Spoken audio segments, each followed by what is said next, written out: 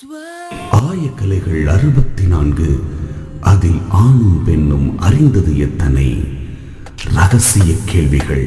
உலகெங்கிலும் உள்ள வசந்த் தொலைக்காட்சி நேயர்களுக்கு வணக்கம். இந்த இனிய மாலை பொழுதில் உங்களை ரகசிய கேள்வி நிகழ்ச்சிக்கு அன்புடன் அழைக்கிறோம். இன்றைக்கி நம்ம ஒரு முக்கியமான விஷயத்தை பற்றி பேசிகிட்டு இருக்கோம். ஒரு இனிய தாம்பத்திய உறவுக்கு அவசியமானவை என்னென்ன விஷயங்கள் அப்படின்றத பற்றி இன்றைக்கி தொடர்ந்து பேசிகிட்டு இருக்கோம். முக்கியமாக நாம் சந்தோஷமாக இருக்கணும். சந்தோஷமான மனிதனால்தான் சந்தோஷமான தாம்பத்திய உறவை கொண்டு செல்ல முடியும். அதனால் நம்ம என்ன சொல்கிறோம்னா, திருமணத்திற்கு முன்பு நீங்கள் கவனிங்க, உங்கள் பார்ட்னர் எப்படிப்பட்ட குணம் உள்ள ஒரு இனிய குணமுள்ள மனிதர்களாக இருக்கிறவங்க வாழ்க்கையில் இனிமையாக இருப்பாங்க. ஷார்ட் டெம்பர்னு சொல்லக்கூடிய கோவம், எளிதாக கோவப்படுறவங்க, ஆலோசனை செய்யாமல் செய்யக்கூடியவர்கள், இவர் எல்லாருமே ஷார்ட் டெம்பர்டாக இருக்கிறவங்களாம் மோசமாக நடந்துக்குவாங்கன்றதை நம்ம நல்லா தெரியும். ஸோ முதல்ல நாம் ஹாப்பியாக இருக்க கற்றுக்கணும். அப்போது வாழ்க்கை திருமண உறவும் இனிமையாக இருக்கும். ஸோ உங்களுக்கு மற்றவர்கள் உங்களை சந்தோஷப்படுத்தணும் அப்படின்னு நினைக்காதீங்க. ஒரு சந்தோஷமான மனிதனாக நீங்கள் முதல்ல மாறுங்க. அது நம்பர் 1. அடுத்து உங்களுக்கு கிடைத்துள்ள நன்மைகளுக்காக நன்றி உள்ளவராக இருங்க. வாழ்க்கை ஃபுல்லாகவே நமக்கு என்ன சிக்கல்னா, எது கிடைக்கலையோ அதை நினச்சே வருத்தப்பட்டுக்கிட்டே இருக்கிறது தான் நம்மளுடைய வழக்கமாக இருக்கிறத பார்க்குறோம். ஒரு விஷயம் நமக்கு கிடைக்கலன்னா அதை நினச்சே கிடைக்கலன்னு மனம் புண்ணாகி கஷ்டப்படுறவங்கள பார்க்கலாம். ஆனால் நமக்கு கிடைத்துள்ள விஷயங்களுக்காக ஒரு கிராட்டிடியூட், ஆட்டிடியூட் ஆஃப் கிராட்டிடியூட்னு சொல்லுவாங்க. கிடைத்துள்ள விஷயங்களுக்காக நன்றி உள்ளவர்களாக இருப்பது என்பது ரொம்ப ரொம்ப ஒரு முக்கியமான விஷயம். அது மிகப்பெரிய ஒரு நம்மை சுற்றி உள்ளவர்கள் மேலேயும் நம்ம மேலேயும் மிகப்பெரிய ஒரு நன்மையை கொடுக்கும். ஒரு காலர் இருக்காங்க. ஹலோ ஹலோ சார், வணக்கம் சார். வணக்கம், கோயம்புத்தூர்ல பேசுறேங்க. உங்க பேருங்க? சார் என் நேம் பாஷாங்க. சொல்லுங்க பாஷா. சார் உங்க ப்ரோக்ராம் எல்லாம் ரொம்ப நல்லா போயிட்டு இருக்கு. நன்றி பாஷா, சொல்லுங்க. உண்மையிலேயே ரொம்ப நல்ல நிகழ்ச்சி சார். நிறைய பேருக்கு டவுட் எல்லாம் நல்லா பண்ணி கொடுக்குறீங்க. சொல்லுங்க சார். மிஸ்ஸஸ்க்கு கன்சீவா இருக்காங்க. சொல்லுங்க சார். சார் இப்போ என்னன்னு கேட்டீங்கன்னா, மிஸ்ஸஸ்க்கு கிளைட் ஹவுஸ் தோண்டும் போது நல்லா செஞ்சுட்டு இருக்கும் போது அதை டச் பண்ணா யூரின் வரும்னு சொல்றாங்க சார். ஒன்று பெரும்பாலான பெண்களுக்கு உச்சகட்டம் அடையும் போது கொஞ்சம் அதாவது ஃபீமேல் எஜாக்குலேஷன்னு பெண்ணுறுப்புலேருந்து கூட நீர் வரலாம். பெண்களுக்கு இதுக்கும் சிறுநீருக்கும் வித்தியாசம் தெரியாமல் இருக்கலாம். நம்பர் 1. நம்பர் 2, சில பெண்களுக்கு யூரின் கண்ட்ரோல் ரொம்ப கம்மியாக இருக்கும். பெண்களுக்கு யூரின் டியூப் ரொம்ப சின்னதாக இருக்கும். யூரினரி பிளாடர் கண்ட்ரோல் சிக்கல் இருக்கும். அவங்களுக்கு தும்முனா, இருமுனா, கிளைட்டோர்ஸ் தூணுனா சில நேரம் கொஞ்சம் யூரின் வரலாம். சில பேருக்கு அந்த யூரின் கண்ட்ரோல் பிரச்சனை இருக்கிறதுனால இந்த மாதிரி வரலாம். இதுக்கு ரொம்ப தொந்தரவாக இருந்தால், பிரச்சனைகள் இருந்தால் இதை சரி செய்ய மருந்துகள் இருக்குது, ட்ரீட்மெண்ட் இருக்குது. ஆனால் அப்படி இல்லை, இது தொந்தரவாக இல்லைன்னா அதை பற்றி கவலைப்பட வேண்டாம். ஸோ நம்ம ஆட்டிடியூட் ஆஃப் கிராட்டிடியூட், நமக்கு கிடைத்த பல்வேறு நன்மைகளுக்கு நாம் நன்றி உடையவர்களாக இருக்கிறது என்பது மிக மிக அவசியமான ஒரு விஷயம். அதனால் அந்த நன்றி உடைய நம்ம எல்லாருக்கும், நம்ம மனைவிக்கு உணவு சமைத்ததுக்காக மனைவிக்கு, நம்ம கூட இருக்கக்கூடிய நம்ம உணவினர்களுக்கு, நண்பர்களுக்கு, நமக்கு பல்வேறு எல்லாருக்கும் ஒரு கிராட்டிடியூடோடு இருக்கிறது வாழ்க்கையை இன்பமயமாக்கும் என்பது ரொம்ப ரொம்ப முக்கியம். ஒரு காலர் இருக்காங்க. ஹலோ. ஹலோ, வணக்கம் சார். வணக்கம். யார் எங்கேருந்து பேசுகிறீங்க சார்? நான் அரியலூர்லேருந்து மணி பேசுகிறேன் சார். மணி, சொல்லுங்க சார். எனக்கு செமன் டெஸ்ட் எடுக்கணும். சொல்லுங்க சார். சார் நான் எத்தனை நாள் சார் உடல் உறவு கொள்ளாமல் இருந்து எடுக்கணும் சார்? விந்து டெஸ்ட்டு பொறுத்த வரைக்குங்க ஒரு 5-6 கைட்லைன் இருக்குது. உலக அளவில் உலக சுகாதார நிறுவனம் சொல்லியிருக்காங்க. சரி சார். ஒன்றா கேட்டுக்கோங்க. முதல்ல நீங்கள் 2 நாட்கள் 48 மணி நேரம் ஆயிருக்கணும் செக்ஸ் பண்ணி, இல்லை விந்து வெளியேற்றி தூக்கத்திலேயோ சுய இன்பம் பண்ணியோ. சரி சார். அதிகபட்சம் 7 நாட்கள் ஆயிருக்கணும். 7 நாளைக்கு மேலே, ஒரு மாதம் நீங்கள் செக்ஸ் பண்ணாமல் இல்லை விந்து வெளியேற்றாமல் இருந்து கொடுக்கக்கூடாது. அப்படிங்களா சார்? அதிகபட்சம் 7 நாள் சார். அதிகபட்சம் 7 நாட்களுக்கு அதிகமாகக்கூடாது. இரண்டாவதாக, விந்து கலெக்ட் பண்ணுற பாத்திரம் ஒரு ஸ்டெரைலாக பிளாஸ்டிக், நான் டாக்ஸிக் பிளாஸ்டிக், அதாவது விந்தை கொல்லக்கூடிய ஒரு கெமிக்கல், மோசமான கெமிக்கல் உள்ள எதுவும் இருக்கக்கூடாது. நான் டாக்ஸிக் பிளாஸ்டிக் வைடு மவுத்து கண்டெய்னர், அகன்ற வாயுள்ள ஒரு பாத்திரத்தில் அந்த கண்டெய்னரில் எடுக்கணும். இல்லைன்னா யூரின் மாதிரி ஒரு சின்ன பாத்திரத்துலலாம் கலெக்ட் பண்ண முடியாது. ஏன்னா விந்து நீங்கள் ஒரு உச்சகட்டம் அடைந்து விந்தை வெளியேற்றுறீங்க. அந்த நேரத்தில் சின்னதாக பிளாஸ்டிக் டப்பாவாக இருந்தால், சுண்ணாம்பு டப்பா மாதிரி இருந்தாலும் விந்து உள்ளே போகாது, கீழே கொட்டிடும் பாதி. ஸோ விந்து கிடைக்கிற ரிசல்ட் வந்து மோசமாக இருக்கும். ரெண்டாவது, மட்டமான பிளாஸ்டிக் இதில் வந்து சில நேரம் அந்த முனை வந்து ரொம்ப மோசமாக இருந்ததுன்னா ஆணுறுப்பினுடைய முனையை கிழிச்சிரும், ரத்தம் வரும் சில பேருக்கு. அதனால் ஒரு நல்ல கொஞ்சம் விலையான அகன்ற வாயு, இவ்வளோ அகன்ற வாயுள்ள பாத்திரத்தில் கலெக்ட் பண்ணணும். அடுத்து வந்து இந்த வீட்டிலேருந்து கலெக்ட் பண்ணுறீங்க இல்லை எங்கேருந்து கலெக்ட் பண்ணாலும் அதை உங்கள் உடம்பு சூட்டில் வச்சு 37 டிகிரி, வெளியே வந்தோடனே 37 டிகிரியில் வச்சுருக்கணும். அதை வந்து நம்ம சட்டை பாக்கெட்டில் ஏசியில் இருக்கக்கூடாது, ஃப்ரிட்ஜில் வச்சிடக்கூடாது, ஏசி காரில் கொண்டு வரக்கூடாது. நம்ம ஷர்ட் பாக்கெட்டில் வச்சு நார்மல் டெம்பரேச்சரில் கொண்டு வந்து லேபில் கொடுத்துடணும். 1 மணி நேரத்துக்குள்ளே லேபுக்கு கொடுத்து டெஸ்ட் பண்ணணும். அந்த பாத்திரத்தையோ இல்லை சோப்போ ஏதோ போடக்கூடாது. சில நேரம் பவுடர் சோப்பு போட்டு மாஸ்டர்பேட் பண்ணும்போது அதை சேர்த்துருவாங்க. அது வந்து உள்ளே விழுந்ததுன்னா அது விந்தணுக்களை கொன்றும். இது போல் சில ப்ரிகாஷன்ஸ் எடுத்து பண்ணணும். ஒரு காலர் இருக்காங்க. ஹலோ சார், வணக்கங்க. வணக்கம், நன்றி. சொல்லுங்கள் சார். சார், என் பேர் கணேஷ்ங்க. மேரேஜ் ஆகி ஒரு 6 வருஷம் ஆச்சுங்க. சொல்லுங்கள் கணேஷ். சின்ன ப்ராப்ளங்க. இப்போ பார்த்தீங்கன்னா இந்த ஒரு 10 டேஸாக வந்து பார்த்தீங்கன்னா ஒய்ஃபோட சேர்ந்துருக்கும் போது லைட்டாக யூரின் போகிற இடத்துலங்க எனக்குங்க எப்படி புண்ணாட்டம் ஆகி போச்சுங்க. தலைவில் எரிச்சலாக இருக்குன்னு வச்சுங்களேன். சரி, அது என்ன ரீசன்னால டாக்டருக்கு போகிறது எனக்கு போய் நேரில் பார்க்கறதுனா சங்கடமாக இருக்கு. அதனால உங்களுக்கு ஃபோன் பண்ணுங்க. வெளியே யாருடைய செக்ஸ் வச்சுக்கிட்டீங்களா? இல்லைங்க, அதெல்லாம் இல்லைங்க. எப்போதும் இல்லை. எப்போதும் இல்லைங்க. ரைட்டுங்க, ரொம்ப நல்லது. அதாவதுங்க, ஒன்று வந்து உங்களுக்கு சர்க்கரை வியாதி ஏதாவது இருக்கான்னு பாருங்க. இல்லைங்க, அது எந்த கம்ப்ளைண்ட்டும் இல்லை. இல்லை, செக் பண்ணுங்க. கடைசியாக எப்போ செக் பண்ணீங்க? இப்போ அதெல்லாம் செக் பண்ணவே இல்லைங்க. இல்லை, சர்க்கரை வியாதி வந்து இந்தியாவில் ரொம்ப எல்லாருக்கும் வந்துக்கிட்டு இருக்கு. ஒன்று உங்கள் அப்பா அம்மாவுக்கு யாருக்கா சர்க்கரை இருக்கா? இல்லைங்க. சரிங்க, நீங்களும் சர்க்கரை டெஸ்ட் பண்ணுங்கள். ஏன்னா நம்பர் 1 காரணம் வந்து சர்க்கரை வியாதி. நம்பர் 2 வந்து உங்கள் மனைவி உறுப்புல இருந்து பூஞ்சை காளான் தொற்று ஆணுறுப்புக்கு வந்திருக்கலாம். அப்படி வந்திருந்ததுன்னா இந்த மாதிரி இருக்கும். இந்த 2 காரணங்கள் முக்கியமாக பார்க்கணும். அப்படி இல்லைன்னா ஃபார்டிஸ்னு ஒரு பிரச்சனை இருக்குது. ஆணுறுப்பில் வந்து சில வீக்கம், புண்ணு மாதிரி வரலாம். அது வந்து எந்த வித காரணம் என்று கரெக்டாக இன்னும் கண்டுபிடிக்கலை விஞ்ஞானிகள். ஒரு அலர்ஜி மாதிரியோ ஒரு மாதிரி புண்ணு இருக்கும். அது எந்த விதமான காரணமும் இல்லை, அது ஒரு நோயும் இல்லை. ஒரு அலர்ஜி, ஒரு அன்னோன் காரணத்தினால அது வருது. தானாக சில நேரம் ஆறிடும், சில நேரம் கண்டினியூ ஆகும். நீங்கள் கொஞ்சம் டென்ஷன்லாம் குறைச்சி அமைதியாக இருந்தீங்கன்னா நல்லா இருக்கலாம்.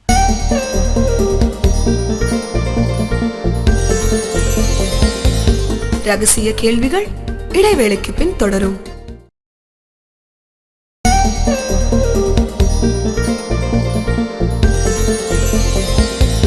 ரகசிய கேள்விகள் தொடர்கிறது. ஒரு காலர் இருக்காங்க. ஹலோ ஹலோ டாக்டர், வணக்கம். சொல்லுங்க மேடம், எங்க இருந்து யார் பேசுறீங்க? என் பேரு ஆனந்திங்க. நான் பாப்பம்பட்டியில இருந்து பேசுறேன். எனக்கு ஒரு சின்ன டவுட். சொல்லுங்க ஆனந்தி. நாங்க செக்ஸ் வச்சுக்கும் போது செமன் உள்ள போகுது இல்லைங்க, அது அப்படியே வெளியே வருங்களா? அதாவதுங்க, இப்போ கல்யாணம் எவ்வளவு நாள் ஆச்சுங்க உங்களுக்கு? 2 years ஆச்சுங்க டாக்டர்.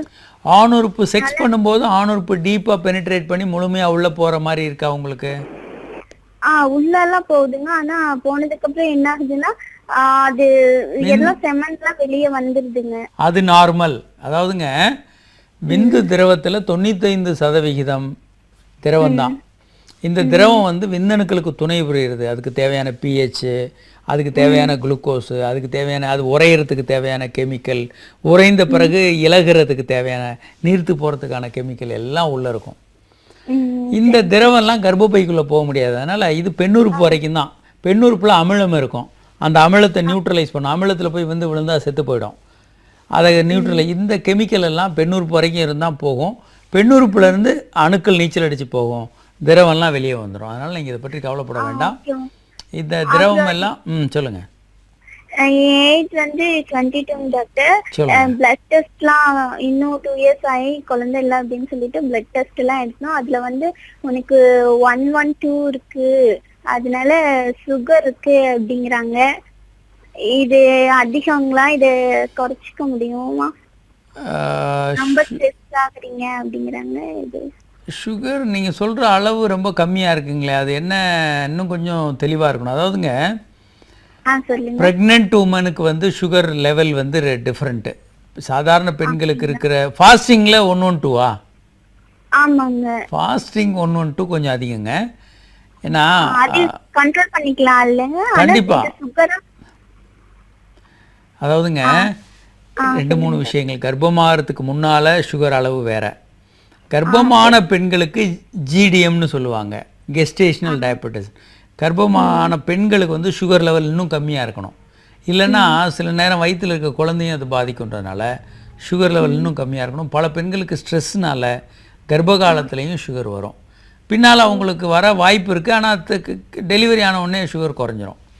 உங்களுக்கு வந்து ஃபாஸ்டிங் வந்து 112 நீ இன்னும் கொஞ்சம் ஃபுல்லான அந்த போஸ்ட் பிராண்டியல் எவ்வளோ இருந்தது, சாப்பிட்டு 2 மணி நேரம் கழிச்சு எவ்வளோ இருந்தது, இந்த விஷயங்கள்லாம் கொஞ்சம் வேணும். ஃபாஸ்டிங் 112னா நீங்கள் சுகர்னு எடுத்துக்கலாம். போஸ்ட் பிராண்டியல் வந்து 140க்கு உள்ளே இருக்கணும். ஆனால் இப்போது லேபுக்கு கொஞ்சம் மாற்றி, ஒவ்வொரு லேபும் அவங்க பண்ணுற முறைகளை ஒட்டி கொஞ்சம் மாறுபடுது. சில லேபில் வந்து பண்ணுற முறைகள் வித்தியாசமாக இருக்குது, அவங்களுடைய அளவுகோல் வேறையாக இருக்குது. என்ன கம்பெனி ப்ராடக்ட் யூஸ் பண்ணுறாங்க, என்ன மெஷின் யூஸ் பண்ணுறாங்கன்றதை பொறுத்து நிறைய மாறுபாடுகள் வருது. சரி, இப்போது நாம் வந்து ஒரு இனிய தாம்பத்திய வாழ்க்கைக்கு என்னென்ன முறைகளை பயன்படுத்தணும்னு பேசிகிட்டு இருக்கோம். நீங்கள் ரொம்ப ஒரு கிராட்டிடியூடு உள்ள, நன்றி உள்ள மனிதனாக இருங்க. உங்களுக்கு கிடைத்த உள்ள வாழ்க்கைக்கு நன்றி உள்ள மனிதனாக இருங்க. 3வது, மகிழ்ச்சியாக பொழுதுபோக்குறதுக்கு, விளையாடுறதுக்கு நேரம் ஒதுக்குங்க. ரெக்ரியேஷன், ப்ளே பண்ணுறதுக்கு எல்லாம் நேரம். ஏன்னா அது வாழ்க்கையில் உங்களுக்கு சந்தோஷத்தை கொடுக்கும். வாழ்க்கை முழுவதும் ஓடிக்கொண்டே இருக்கிறது, சந்தோஷம் இல்லாமல் ஓடிக்கொண்டே இருக்கிறது போதாது. வாழ்க்கையில் சந்தோஷமாக இருக்கிறதுக்கு நேரம் ஒதுக்குங்க. ஒரு காலர் இருக்காங்க. ஹலோ. ஹலோ, வணக்கம் சார். வணக்கம். யார் எங்கேருந்து பேசுகிறீங்க சார்? அண்ணா நகர்லேருந்து அருண் பேசுகிறேன். சொல்லுங்கள் சார். என் ஒய்ஃபு கன்சீவாக இருக்காங்க. சொல்லுங்கள். அவங்க சிசேரியன் ஆப்ரேஷன் பண்ணன்றாங்க ஹாஸ்பிட்டலில். சரிங்க. அதை பற்றி கொஞ்சம் சொல்ல முடியுங்களா? சரிங்க. சிசேரியன் பொறுத்த வரைக்கும் இன்றைக்கி ரொம்ப சேஃபான ஒரு டெலிவரின்னு சொல்லணும். ஏன்னா முன்ன இந்த மாதிரியான சிசேரியன் அறுவை இல்லாத காலத்தில் டெத் ரேட் ரொம்ப அதிகமாக இருந்தது. ஒரு டெலிவரி அப்படின்னா நிறைய 1000 டெலிவரின்னா இறப்புன்றது 140-200 வரைக்கும் கூட இருந்தது. இப்போது சிசேரியன் எல்லாம் வந்த பிறகு குழந்தைக்கு ஏதாவது பிரச்சனை இருந்தாலோ, வயிற்றில் அது அசைவு குறைந்தாலோ, தாய்க்கு பிரச்சனை இருந்தாலோ, பிபி அதிகமாகுது, பல காரணங்களால் சிசேரியன் பண்ணுறாங்க. சிசேரியன் பற்றி நம்ம ஒரு வீடியோ கிளிப்பிங் பார்ப்போம். வயிற்றில் இருக்க குழந்தை, இதில் சிசேரியன் வந்து முற்காலத்தில் வேறு மாதிரி பண்ணாங்க. இப்போ வந்து அடிவயத்தில் இந்த இடத்துல இன்சிஷன் போடுறாங்க. முன்னால் வந்து மேலே போடுவாங்க. இப்போ அடிவயத்தில் இன்சிஷன் போட்டு தோலை நீக்கிறத பார்க்குறீங்க. இப்போ வந்து அதுக்கு உள்ளே இருக்கக்கூடிய யூட்ரஸ், அந்த இப்போ சிவப்பாக தெரிகிறது யூட்ரஸ், அது வழியாக அந்த சின்ன துவாரம் வழியாக குழந்தைய ரிமூவ் பண்ணுறது பார்க்குறீங்க. அவனுடைய தலையை எடுக்கிறாங்க. கடைசியாக தலையை எடுத்துட்டு அதனுடைய கார்டுன்னு சொல்லுவோம், அந்த நஞ்சு கொடியை வந்து 2 பக்கமும் கிளாம்ப் பண்ணிவிட்டு கட் பண்ணிவிட்டு, இப்போ நஞ்சின்னு சொல்ல பிளாசண்டாவை எடுக்கிறாங்க. எடுத்துட்டு அதை தையல் போட்டு வெளியே வயிற்று தோலையும் தையல் போட்டு க்ளோஸ் பண்ணுறாங்க. ஸோ இதுதான் அது. இது வந்து ஒரு 3-5 நாட்கள் ஹாஸ்பிட்டலில் இருக்கணும். இவங்க வந்து பிரஸ்ட் ஃபீடிங் கண்டினியூ பண்ணலாம், ஒன்றும் பிரச்சனை இல்லை. இது ரொம்ப சேஃபான ஒரு முறை. இப்போ தாய்க்கு வந்து பிபி ரொம்ப அதிகமாகுது, வயிற்றில் குழந்தை இருக்கும்போது ஒரு 36 வாரம் ஆயிடுச்சுன்னா சிசேரியன் பண்ணுறது சேஃப். இல்லைன்னா சில நேரம் தாய்க்கு வந்து ஃபிட்ஸ் வந்து உயிரிழப்பு ஏற்படலாம், குழந்தை வயிற்றுக்குள்ளே இறந்து போகலாம். இப்படி பல்வேறு காம்ப்ளிகேஷன்ஸ் இருக்குது. இப்போது கிக் கவுண்ட்ஸ் பார்க்க சொல்கிறோம். நம்ம குழந்தை வயிற்றுக்குள்ளே உதைக்கிற கவுண்ட்டு பார்க்க சொல்லுவாங்க. அதை கரெக்டாக பார்க்கணும். திடீர்னு குறைய ஆரம்பிக்குது, குழந்தையுடைய அசைவு குறையுது வயிற்றுக்குள்ளேன்னா தாய் வந்து அலர்ட் ஆகிட்டு உடனே டாக்டர்கிட்ட சொல்லணும். டாக்டர்கள் வந்து சில டெஸ்ட்டுகள் பண்ணுவாங்க. குழந்தையினுடைய இருதய துடிப்பு செக் பண்ணுறதுக்கெல்லாம் இப்போது கருவிகள் இருக்குது. அதனுடைய கரெக்டாக எல்லாம் இருக்கான்னு பார்ப்பாங்க. ஏதாவது குறைகிறது, ஏதோ பிரச்சனை அப்படின்னா, டிஸ்ட்ரெஸ் ஏதாவது பிரச்சனை இருந்ததுன்னா உடனே சிசேரியன் எடுத்துருவாங்க. சரி, இப்போது ஒரு அற்புதமான தாம்பத்திய வாழ்க்கைக்கு என்னெல்லாம் பண்ணணும் அப்படின்னு நம்ம சொல்லிகிட்டு இருக்கோம். நல்லா உங்கள் தாம்பத்திய உறவில் விளையாடுறதுக்கு நேரம் ஒதுக்குங்க. அடுத்து வந்து 4ஆவதாக சிரிக்கிறதுக்கு, சந்தோஷமாகிறதுக்கு, சிரிக்கிறதுக்கு நேரம் வருங்க. நிறைய சிரிங்க, சந்தோஷமாக இருங்க. இந்த சிரிப்பு சந்தோஷம் வந்து பல்வேறு பிரச்சனைகளை, காயங்களை ஆற்றுகிறதுன்னு விஞ்ஞானிகள் கண்டுபிடிச்சிருக்காங்க. நல்லா சிரிக்கிற தம்பதிகள் நீண்ட நாள் ஒன்றா வாழ்கிறாங்க.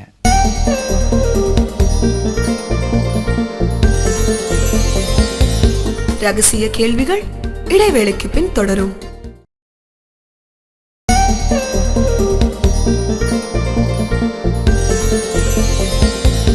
ரகசிய கேள்விகள் தொடர்கிறது.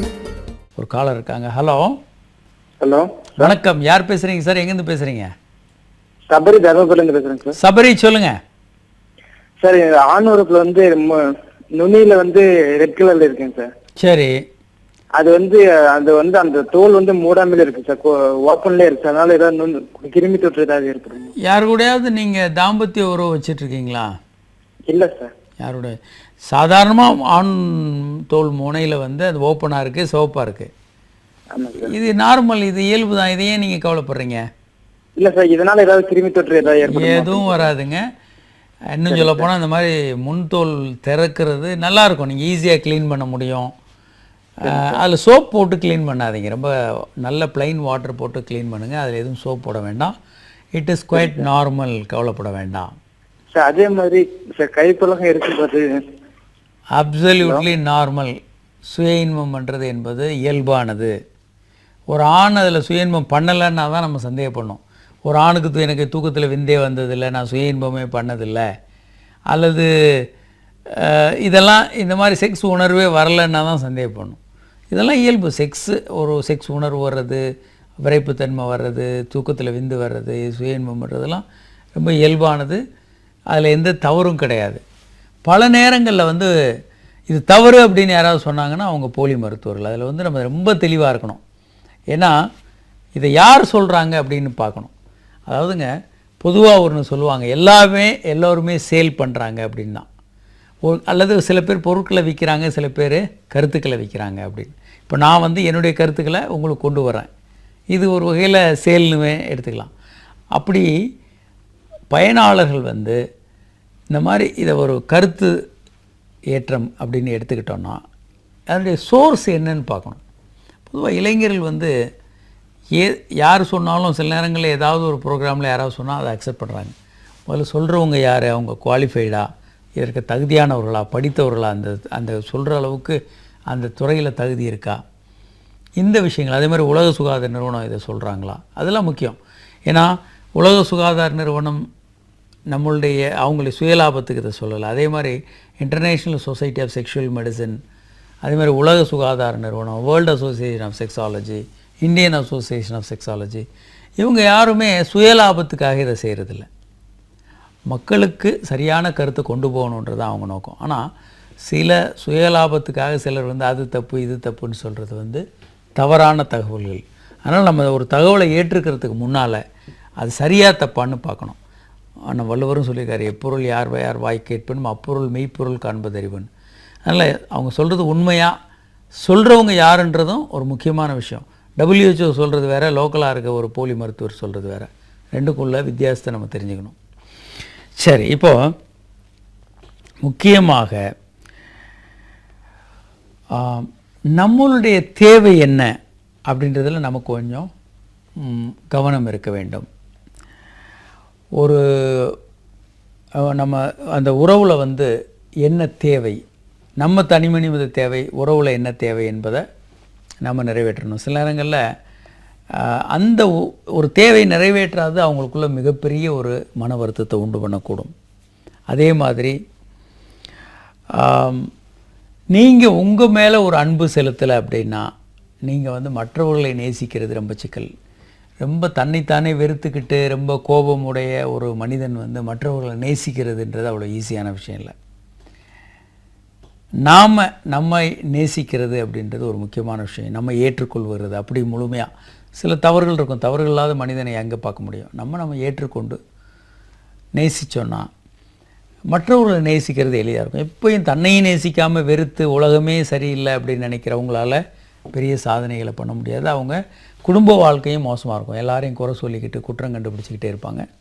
தன்னையும் நேசித்து ஏற்றுக்கொள்கிறவங்களால மிகப்பெரிய விஷயங்களை செய்ய முடியும். அதே மாதிரி அட்ராக்டிவாக, இரண்டாவது முக்கியமான டாபிக் வந்து நம்ம அட்ராக்டிவாக இருக்கணும். ஒவ்வொரு மனிதனும் தன்னால் இயன்ற வரைக்கும் அட்ராக்டிவாக இருக்கணும். திருமணத்தப்போ நீங்கள் கடுமையான ஒப்பனை, வெளியே இருந்தெல்லாம் ஆட்களை கூட்டு வந்து அலங்காரம்லாம் செஞ்சு கல்யாணம் பண்ணுறோம். ஆனால் கல்யாணத்துக்கு பிறகு, அதுவும் ஒரு குழந்தையெல்லாம் பிறந்த பிறகு இவங்க வந்து அவங்க உடலை கவனிக்கிறதே இல்லை. அலட்சியமாக விட்டு உடம்பு அதிகமாகிக்கிட்டே இருக்கும். மிக கடுமையான சிக்கல்கள் வந்துக்கிட்டே இருக்கும். அந்த மாதிரி இல்லாமல் நீங்கள் வாழ்நாள் முழுவதும் உங்கள் உடலை வந்து எடையை மெயின்டைன் பண்ணணும். கல்யாணமான மாதிரி இருந்த மாதிரி அதே உற்சாகத்தோட அதே எடையோடு நீங்கள் ஏன் வாழ்நாள் முழுவதும் இருக்கக்கூடாது? கண்டிப்பாக இருக்க முடியும். அடுத்து வந்து உங்களுக்கு ரொம்ப அட்ராக்டிவாகவும் கான்ஃபிடென்ஸ் வர்ற மாதிரி நல்ல ட்ரெஸ்ஸை கொடுத்துங்க. பெண்களுக்கு இது கொஞ்சம் முக்கியம், ஆண்களுக்கு கண்டிப்பாக முக்கியம், பெண்களுக்கு ரொம்ப ரொம்ப முக்கியம். பல நேரங்களில் அழகுக்காகவே ஒரு பெண்ணை தேர்ந்தெடுத்து கல்யாணம் பண்ணிக்கிறாங்க. ஆனால் திருமணம் முடிந்த பிறகு, ஒரு குழந்தை பிறந்த பிறகு இந்த அழகு டோட்டலாக தேவையில்லைன்ற மாதிரி முடிவுக்கு வந்துடுறாங்க. அப்படி இல்லை. பல நேரங்களில் ஆண்கள் வந்து அழகுக்காகவே தேர்ந்தெடுறாங்க. இது சரியாக தப்பான்றதை தனியாக வச்சுக்குவோம். அப்போது ஓரளவுக்கு நம்ம திருமணத்திற்கப்போ எப்படி இருந்தோமோ அதே மாதிரி நல்ல ட்ரெஸ் பண்ணுறது, ஒரு அட்ராக்டிவான உடை உடுத்துறது, இந்த விஷயங்களை அவங்க கொஞ்சம் மெயின்டைன் பண்ணணும். அது அவங்க வாழ்க்கையில் இணைந்திருக்கிறதுக்கு பெரிய அளவுக்கு உதவியாக இருக்குன்னு நிபுணர்கள் கண்டுபிடிச்சிருக்காங்க. ஒரு காலர். ஹலோ. ஹலோ, வணக்கம். யார் எங்கேருந்து பேசுகிறீங்க சார்? சார் தேனியிலேருந்து பேசுகிறேன் சார். சொல்லுங்கள் சார், உங்கள் பேருங்க? கார்த்தி. கார்த்தி, சொல்லுங்கள் சார். மீசை தாடி வளர மாட்டேங்க சார். என்ன வயசாகுதுங்க கார்த்தி உங்களுக்கு? 21 சார். 21. ஓகேங்க. உங்களுக்கு வந்து செக் பண்ணலாங்க. முதல்ல வந்து டாக்டர்கள் உங்களை பரிசோதிப்பாங்க. ஒன்று வந்து விந்து பை நார்மல் சைஸாக இருக்கான்னு பார்க்கணும். நம்ம ஏற்கனவே சொல்லியிருக்கோம் 15 ml இருந்து 25 ml இருக்கணும். விந்து பை ரொம்ப சின்னதாக இருந்தால் அதனால் விந்து அணுக்கள் இருக்காது, அதே போல் ஹார்மோன் உற்பத்தியும் இருக்காது. ஓகே. அல்லது வேறு காரணங்களாலையும் பிரச்சனை இருக்கலாம். புரோலாக்டின் போன்ற ஹார்மோன்கள் அதிகமாக இருக்கும். இதெல்லாம் முதல்ல செக் பண்ணுவாங்க. அடுத்து வந்து உங்களுக்கு பிளட் டெஸ்ட் எல்லாம் பண்ணுவாங்க, எல்லாமே நார்மலாக இருக்கான்னு. இதில் ஏதாவது டெஸ்டோஸ்டிரான் போன்ற ஹார்மோன்கள் குறைவாக இருந்தால் வெளியே இருந்து அந்த ஹார்மோன்களை கொடுத்து உங்களுக்கு தாடி மீசையெல்லாம் முழுமையாக வளர வச்சிடலாம். ஒன்றும் கவலைப்பட வேண்டாம். இதில் ஒரு முக்கியமான விஷயம் என்ன அப்படின்னா, இப்போ புதிய கண்டுபிடிப்புகளில் ஹார்மோன் ட்ரீட்மெண்ட்டில் ஹார்மோன் கண்டிப்பாக கொடுக்கணும். நீங்கள் ஹார்மோன் சரியாக கொடுக்கலன்னா இந்த மாதிரி ஹார்மோன் குறைவாக இருக்கிற ஆண்கள் ஹார்ட் அட்டாக் வர்றதுக்கான வாய்ப்பு அதிகம்னு கண்டுபிடிச்சிருக்காங்க. ஸோ நம்ம நிறைய விஷயங்கள் இன்றைக்கி சொல்லியிருக்கோம். இன்னும் தொடர்ந்து இதை பற்றி பேச போகிறோம். 100 விஷயங்கள், கணவனும் மனைவியும் கடைபிடிக்க வேண்டிய 100 விஷயங்கள் என்னென்னு பார்க்க போகிறோம். இவர்களுடைய உறவு இன்னும் நெருக்கமாக இருக்கிறதுக்கான 100 விஷயங்களை பற்றி பேசிகிட்டு இருக்கோம். தொடர்ந்து பேசுவோம். இந்த நிகழ்ச்சியில் எங்களோட பங்கு பெற இயலாத வாசகர்கள் உங்கள் கேள்விகள் எங்களுக்கு SMS மூலமாக அனுப்பலாம். 9841266666 என்ற எண்ணுக்கோ 94494444 என்ற எண்ணுக்கோ உங்கள் கேள்விகள் எங்களுக்கு SMSகள் அனுப்பலாம். அல்லது hi@drkamaraj.net என்ற மின்னஞ்சல் முகவரிக்கு உங்கள் கேள்விகள் எங்களுக்கு மின்னஞ்சல் அனுப்பலாம். மீண்டும் நாளை சந்திப்போம். வணக்கம்.